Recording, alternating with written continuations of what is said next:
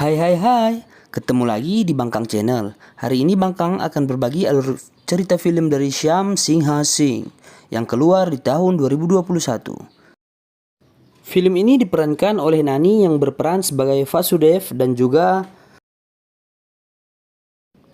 Kriti Shetty yang berperan sebagai Kirti. Film ini bercerita mengenai seorang produser film baru yang tak sengaja mendapatkan ingatan dari orang yang hidup di masa lalu. Hal tersebut akhirnya memberinya inspirasi untuk memasukkannya ke dalam skrip filmnya. Namun keluarga dari orang di masa lalu tersebut tidak terima dan menuduh produser ini menjiplak kisah orang lain. Bagaimana kelanjutan masalahnya?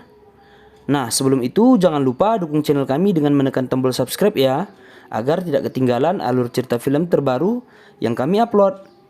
Yuk kita mulai saja alur cerita filmnya.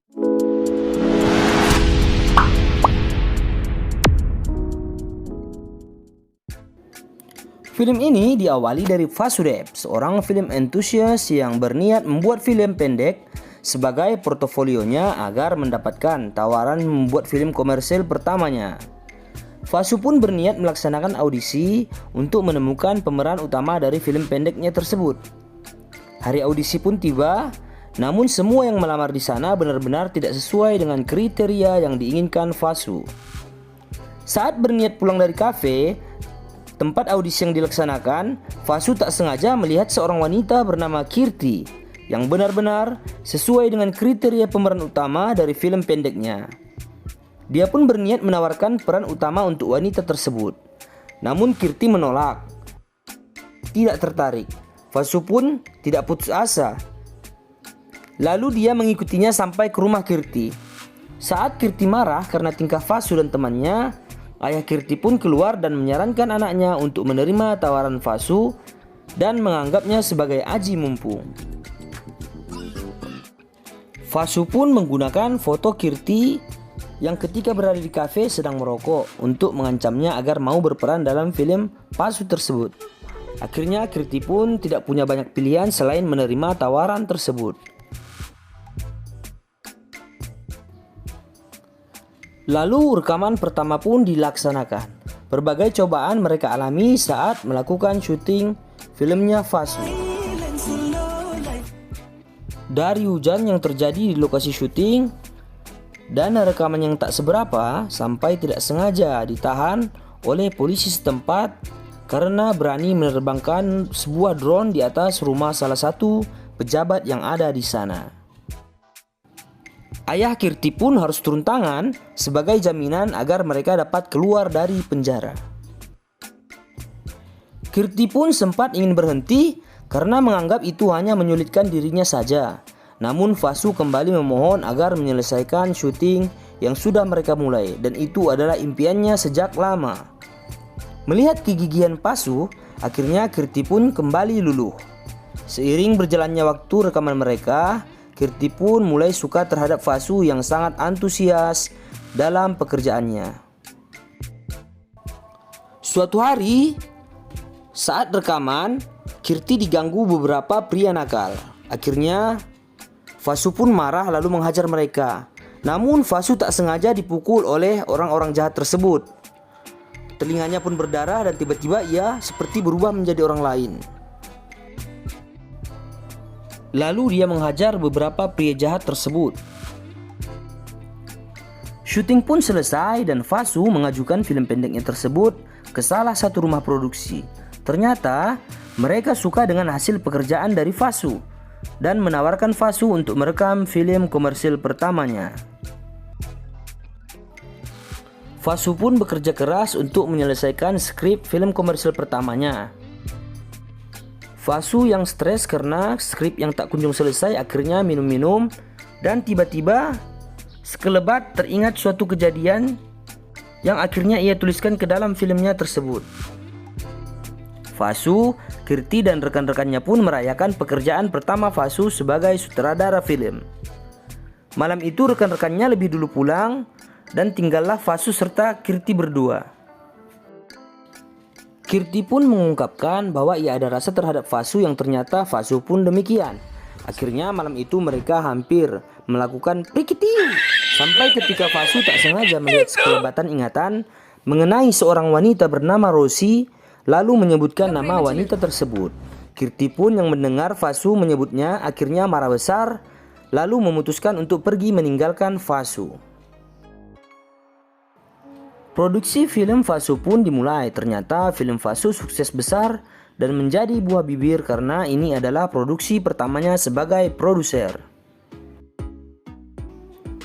Saat konferensi pers, tiba-tiba polisi datang dan menangkap Fasu karena tuduhan plagiasi dari salah satu buku yang diterbitkan perusahaan besar yang ada di India. Fasu pun yang bingung, tak bisa berkata apa-apa dan hanya bisa pasrah. Teman Fasu lalu menghubungi Kirti mengenai kejadian tersebut. Kirti pun lalu pergi menemui sepupunya yang saat ini bekerja sebagai pengacara. Mereka ingin sepupu Kirti menangani kasus Fasu tersebut. Pengacara tersebut pun pergi menemui Fasu di penjara. Pengacara tersebut memaksa Fasu untuk menerima tuntutan dari perusahaan tersebut karena merasa Fasu benar-benar menjiplak salah satu buku mereka. Fasu pun yang kesal karena merasa tidak melakukan hal tersebut dan hanya menulis apa yang ada di pikirannya. Akhirnya mereka bertengkar. Pengacara tersebut menyampaikan alasan Fasu kepada Kirti dan temannya. Sidang pertama pun dimulai. Di situ kembali Fasu bersikeras bahwa ia hanya menuliskan apa yang terlintas di pikirannya. Bahkan Fasu sampai melakukan tes kejujuran. Namun, tes kejujuran pun menyatakan bahwa Fasu berkata sejujur-jujurnya. Akhirnya sidang ditangguhkan dan Fasu pun boleh keluar untuk sementara sampai keputusan sidang dikeluarkan. Mereka berkumpul dan di situ Fasu akhirnya menceritakan apa yang muncul di pikirannya, lalu membandingkan dengan buku yang diterbitkan perusahaan tersebut. Anehnya, Fasu seperti sudah menghafal isi buku tersebut dan di situ kembali lagi telinga Fasu berdarah, yang membuat Kirti merasa aneh. Kirti yang memang jurusan psikologi penasaran apakah seseorang memang bisa mengingat ingatan orang di masa lalu. Memutuskan untuk pergi menemui profesornya di universitas untuk menanyakan pendapatnya. Kirti dan Fasu pun memutuskan untuk melakukan hipnotis dengan profesornya Kirti. Disitulah tiba-tiba Fasu seperti menjadi orang lain, baik dari cara berbicaranya maupun dari bersikap. Seolah-olah ia adalah reinkarnasi dari orang yang ada di masa lalu. Dan dia adalah Syam Singha Singh, seorang penulis pembela hak asasi manusia yang hidup di tahun 1970. Syam tidak tahan dengan perlakuan semena-mena yang dilihat di depan matanya. Saat baru kembali ke desanya, Syam melihat kasta terendah di sana harus menahan haus karena dilarang mengambil air dari sumur oleh kasta tertinggi di desa tersebut. Syam yang melihatnya pun menyuruh orang kehausan tersebut untuk mengambil air dari sumur. Namun orang-orang dari kasta tertinggi di sana melarang dan mengancam akan membakar rumah kasta terendah tersebut. Syam yang marah melempar kasta terendah tersebut ke dalam sumur dan mengancam apakah orang-orang dari kasta tertinggi tersebut sanggup menahan haus karena rasa malu jika harus minum dari satu sumur yang sama dengan kasta terendah. Syam juga sering menulis mengenai perjuangan para kasta terendah untuk mendapatkan hak yang sama di India. Hal tersebut membuat kakak Syam yang merupakan seorang pejabat tidak senang. Lalu saat bertemu di rumah, kakak Syam menampar Syam dan mengusirnya dari rumah. Syam pun memutuskan meninggalkan rumah keluarganya dan berniat untuk merantau ke Delhi. Saat sampai di pelabuhan, nelayan di sana sedang merayakan sesuatu di kuil, sehingga kapal-kapal kosong dan tidak ada supirnya. Syam yang berniat memanggil nelayan ke kuil, namun di sana dia tak sengaja melihat seorang penjaga kuil wanita bernama Rosie.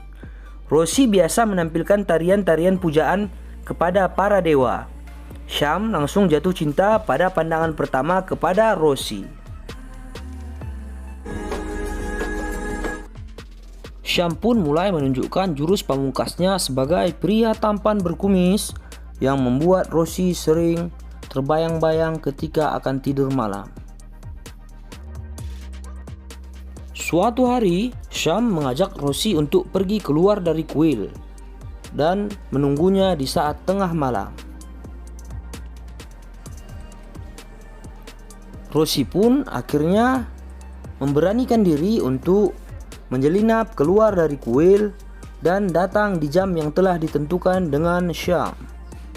Di sana, Syam telah menunggu dengan kereta klasiknya yang bisa dibawa asik. Mereka pun sering pergi ke pantai untuk main sampan-sampanan atau sekedar menatap bintang di surga. Mereka pun sering melakukannya hingga mereka semakin dekat. Mereka bahkan sudah berani untuk pergi nonton layar tancap berdua. Belum lagi Syam juga sering membuatnya terpesona dengan mengejutkannya, seperti membawa ke taman bunga bukan Edelweiss. Karena merasa berterima kasih, Rosie pun menunjukkan tariannya yang begitu indah di bawah sinar rembulan.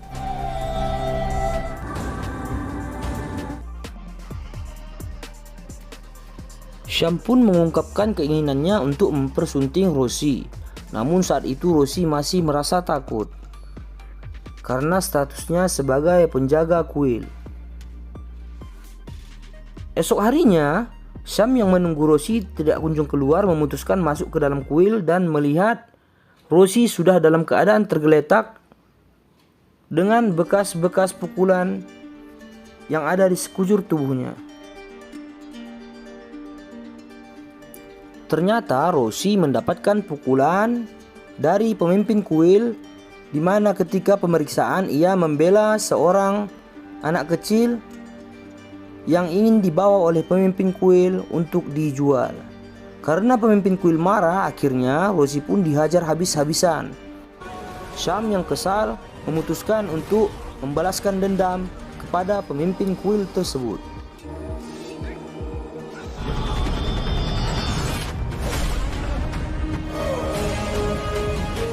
Saking kesalnya, Syam bahkan memutuskan kaki pemimpin kuil tersebut, lalu menyeretnya dan melemparnya ke dalam kobaran api persembahan kepada dewa.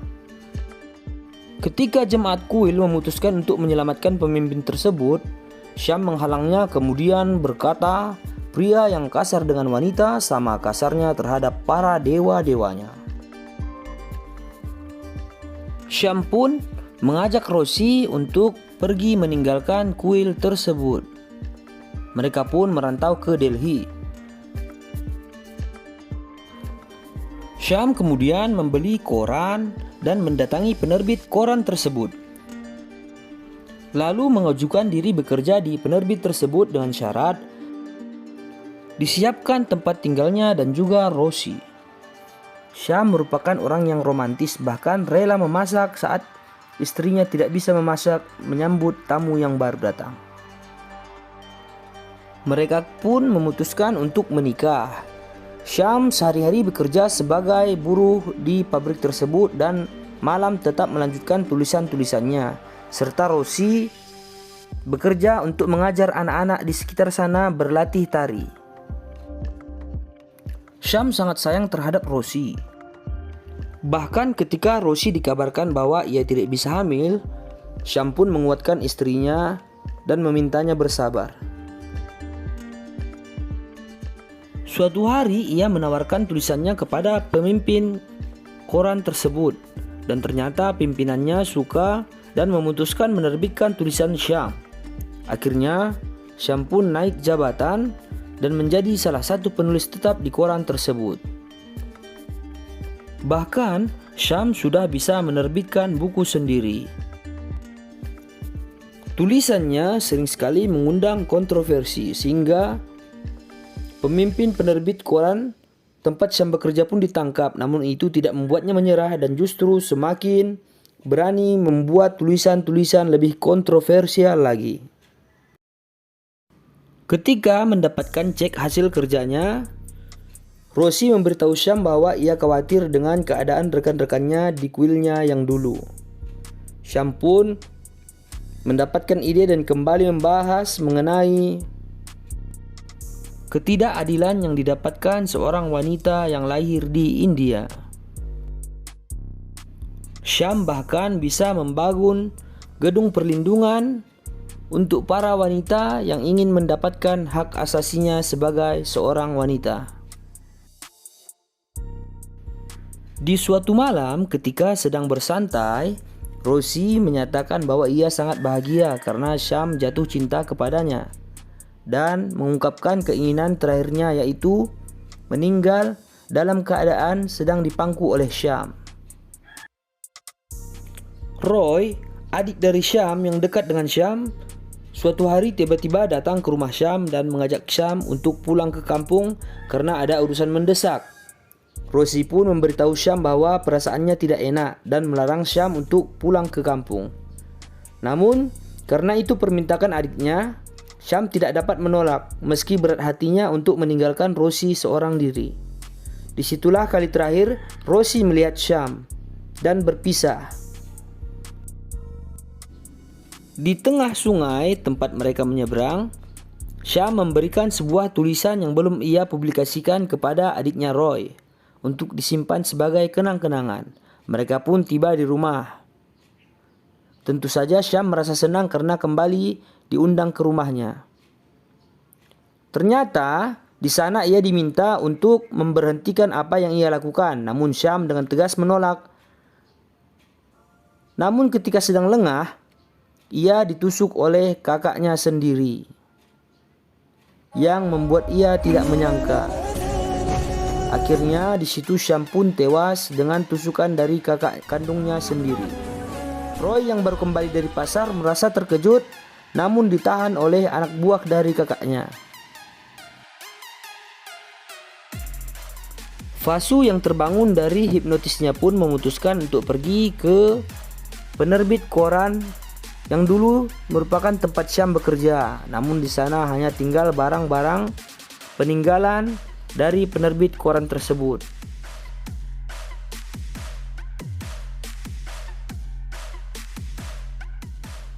Sidang kedua pun dimulai. Pengacara penerbit yang menuduh Vasu menjiplak pun semakin bersikeras karena menganggap bahwa banding yang dilakukan oleh Vasu dan juga pengacaranya tidak masuk akal dan tidak bisa diterima oleh akal sehat. Bahkan kasus ini sudah sampai ke televisi.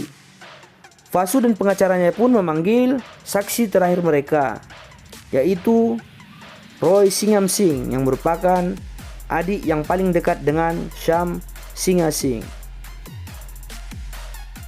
Roy yakin bahwa Vasu merupakan reinkarnasi dari seorang Syam. Namun pengacara pemilik buku tersebut tidak percaya dengan apa yang diklaim oleh Roy. Roy pun akhirnya menunjukkan tulisan yang merupakan kenang-kenangan dari seorang Syam dan bahkan belum dipublikasikan, tentang seorang anak yang suka menggambar kupu-kupu. Dan itu Roy lihat ketika Vasu merekam film pendek pertamanya. Roy memberitahu Vasu bahwasanya Rosie masih hidup. Vasu pun pergi dan memutuskan menemui Rosie untuk melaksanakan janji terakhir Syam kepada Rosie. Akhirnya mereka pun bertemu kembali di bawah sinar rembulan. Di situ Rosie langsung tahu bahwasanya Vasu merupakan reinkarnasi dari seorang Syam. Syam yang sudah bereinkarnasi pun akhirnya memohon maaf kepada Rosie karena tidak bisa menepati janjinya. Rosie pun dengan senang hati menerima maaf Syam karena ia sangat sayang kepada Syam. Disitulah ia menunaikan janji Syam terakhir dengan meninggal ketika berada di pangkuan dari Vasu. Itulah akhir dari cerita Syam Singha Singh. Mudah-mudahan kalian suka. Jangan lupa dukung channel kami dengan menekan tombol subscribe. Sampai jumpa di alur cerita film lainnya. Assalamualaikum.